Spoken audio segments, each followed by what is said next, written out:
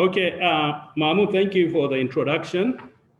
The Vice Chancellor of Yobe State University, other principal officers of the university, all scientists joining through Zoom, and those that are physically there, good afternoon. So I'm going to talk on the potential of Nigerian medicinal plants in cancer therapy, from basic laboratory research to translational research. As all of you are aware, cancer, it's a devastating disease and there is no cure, especially after metastasis. But in Africa, we have medicinal plants that have proven to be very effective in terms of management of cancer. So I'm going to at least share some of the things we have done in the lab and then where we are now.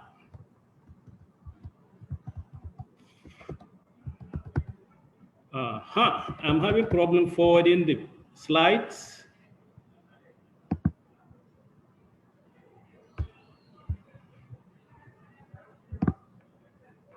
Okay, cancer has a number of some of them inability to respond to anti-growth signals. They do not die as a result of apoptosis. They replicate, they invade, they develop their own blood vessels. So most scientists, especially in the field of cancer research, we try to target one or two of these. And there are different causes of cancer: viruses, bacterium, chemical, radiation. And I've listed some of this here. And then if you look at the number of cancer cases, majorities are not familial. So they are as a result of genetic disease mutations, chromosomal translocation, insertion, and gene amplifications. And I'm going to go through briefly on the statistics of cancer worldwide, Nigeria, and also here in Maiduguri. As most of you are aware, is the leading cause, second leading cause of death, cardiovascular diseases being number one. And in 2020, about 19.6 million new cases were discovered. And then the death was estimated to be about 10 million, compared with about 2 million of coronavirus. And the leading cause of death amongst all the cancers are lung cancer, 1.76 million, colorectal, liver, stomach, and breast cancer. So, and these are the numbers. And then in females, breast cancer is the leading, followed by cervical cancer, and in male, lung cancer, prostate cancer. In Nigeria, you could see that breast cancer has the highest, 22.7, prostate 12.3, colorectal or cervical cancer 9.7.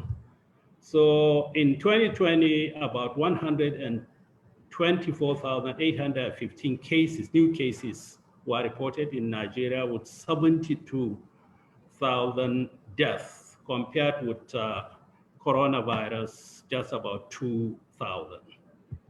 And in University of Maiduguri teaching hospitals, we looked at a period of 5 years, 2006 to 11, and you could see the highest was breast cancer, followed by cervical cancer, prostate, and others. So it's real, but what do we do about it? And in terms of cancer chemotherapy, these are the pathways. Most of these toxic chemicals we use, they attack either at the level of DNA, RNA, or protein. And if you look at this pathway, it happens in neoplastic as well as non-neoplastic cells. So in terms of toxicity, you are not just targeting cancer cells, but you will also be affecting normal cells. So the only good news in terms of cancer therapy is this chronic myelogenous leukemia, where we have Gleevec, which is very effective, almost 85 to 90% cure. Apart from that, there is no real cure for cancer.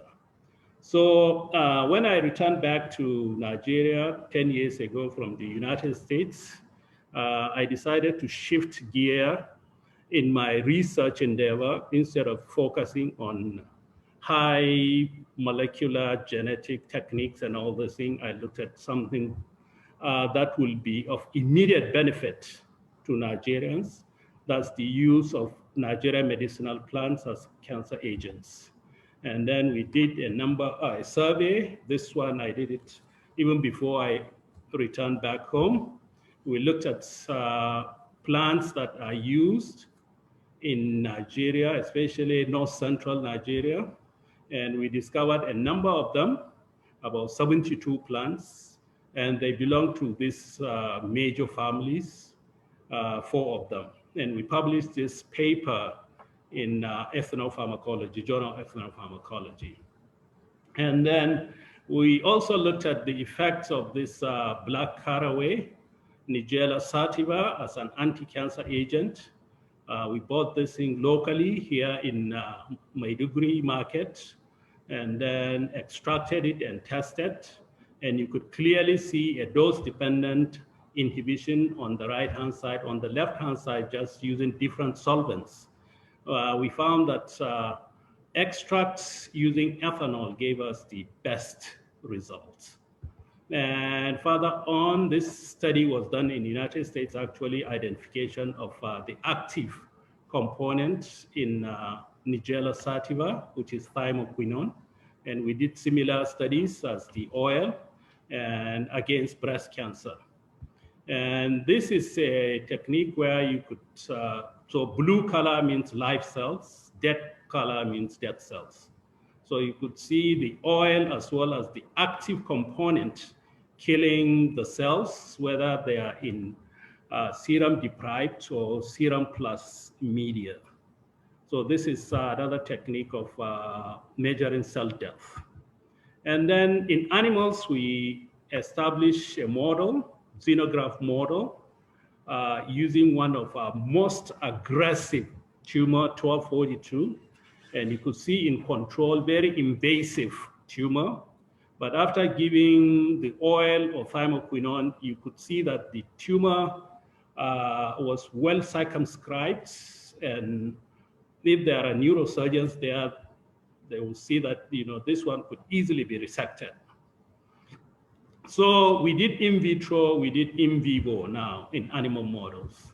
And this is just mechanistic studies using Western blot or enzyme assay, which one can easily do it in Nigeria. And then these are just in terms of toxicity to find out whether this extracts or the active component are toxic. And you could see the samples or the animals treated with the oil or the active ingredient have not changed the enzyme liver function of these animals. So this is a major study done in University of Maiduguri, and we covered the whole of Northeast. So we did a survey. You can go and just pick any plant you see in the bush, or you can ask herbalists and they can guide you. So we followed the second approach, asked them, and we used that as a survey to get the best drugs available. And these are some of the plants that the herbalists informed us that have activity. They use them in treatment of cancer. So we collected a number of them and then extracted using different solvents. And then we tested them for anti-cancer activity using cell culture. And in my lab, we have human breast cancer cell lines, 231 MCSF7. We have brain tumor cells. Recently, we received HeLa cells and prostate cancer cells. We also have genetically modified astrocytes. And some of them, they behave like the tumors. So we tested the plans on breast cancer and brain tumors, and I will share some of the data with you. So at the top are the controls, and using the solvent DMSO, you could see no difference between DMSO treated and control. But if you give 125 microgram per mil or 250, you could see inhibitory effect in terms of growth or cell death. And the same thing, we have different combinations. There is ETF3, plant extract. ETF6 is a different one. ETF20 is a combination of 3 plants. So all these things, they show dose-dependent inhibition of brain tumor cells. And then you could see from 12.5, we jumped to 125 to 250. And this is also another plant extract and another plant extract. And then this is breast tumor, breast cancer. You see the same effect. And some of them are more effective in brain tumors than in breast. And some are selectively effective on breast cancer. So these are just a sort of summary of all the different plant extracts. We screened about 60, came out with 20 very effective in brain tumors and 15 in breast cancer. But out of that, we have 0 to about 10 that are extremely effective. And then we tested for their toxicity because, you know, if you are going to try this thing in humans, you have to really test to show that they are not really toxic. And we went as high as 5,000 milligram per kg, and we didn't observe any toxicity. So in terms of translational research, if you have a candidate plant that is effective in vitro, is it effective in humans? So we have tried a number of cancer like breast, cervical, but the one I'm going to show you is more dramatic, something that you can see. So this is a patient we received from UMTH, where they referred this patient to us. And then that's how the patient came. You could see the tumor really huge. And then we put this patient on one of our extracts. After 1 month, you could see it has dried off. And after 3 months, completely healed. So this is the effect of this one of our extracts. But we have a number of them in terms of breast cancer and also cervical. So we are planning to do some clinical trials now, and we are going to get funding for that very soon. So other things that we are working on is isolation of more active components. And if you look at the right-hand side, like NMR, mass spectrometry, all the things we do in conjunction with University of Virginia in the United States and also Sussex University. So this was done in Maiduguri, isolation of the compounds. And once you have the pure compound, you go and do structural elucidation. And then we have identified a number of compounds biologically active. And during this period, 5 years, we have trained 2 PhDs, 4 MSCs, and there are 5 MSCs working. And these are 2 of the MSc students who have graduated in the lab. And for you to do any oncology research, medicinal research, you need good funding, because without funding, nothing is possible. And the money you have to pay staff and also purchase of tissue culture equipment and supplies. And importantly, constant and uninterrupted electricity. For those of us in Maiduguri, we have problem with electricity for the past 6 months. So without constant and uninterrupted electricity, there is no way you can do this type of research. Authentic reagents, very important. Without that, you know, if you buy really bad reagents, definitely nothing will work well. So this is Faculty of Pharmacy, University of Maiduguri. And then this is how we took care of the electricity problem. We have about 40 panels, and we have 10 kVA inverter powering the lab. For the past 6 years, we have electricity powered by solar. So this is also another one. And then we have equipment. You need a biosafety cabinet to do a very good cell culture. And you need an incubator. So these are all some of the things in the lab. And you could see the lights to show that they are functional.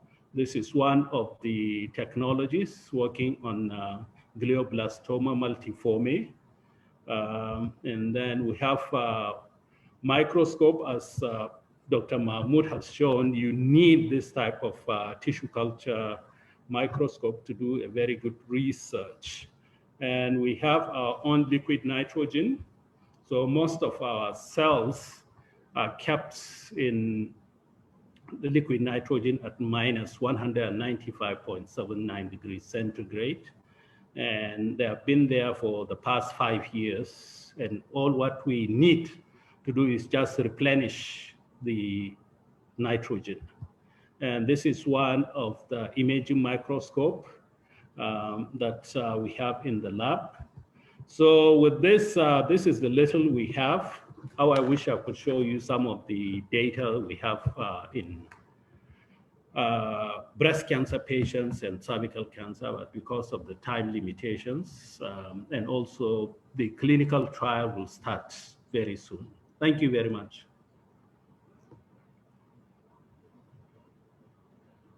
Thank you very much, Professor. Thank you very much, Professor. Thank you very much, Professor. Apologies, let's sort this issue quickly. Thank you very much, Prof, for a wonderful kind of presentation. We appreciate your time because you are really, really busy, I know, and yet you spare some time to present. Let me quickly check whether we have a, maybe because of the fact that you're very busy, we'll probably take 1 or 2 questions. But I'll start with my question. So, Prof, you've been supporting what we do for the past many, many years. What would you advise a lab like I'm setting up here in Yobe and the key stakeholders? What are the kind of things that they need to be aware of to make this highly successful? I know that you've had to go through so many challenges. What advice do you have to the key stakeholders? Thank you, Mahmoud. You are very lucky to have Professor Malat Deora there as your Vice Chancellor. He was my Vice Chancellor when I returned from the US. So, you know, his support is very important. He really helps. So you need institutional support. And you are lucky to have Professor Malat Deora there. So that's number 1. Number 2, funding, because reagents are expensive. This type of research, they need money.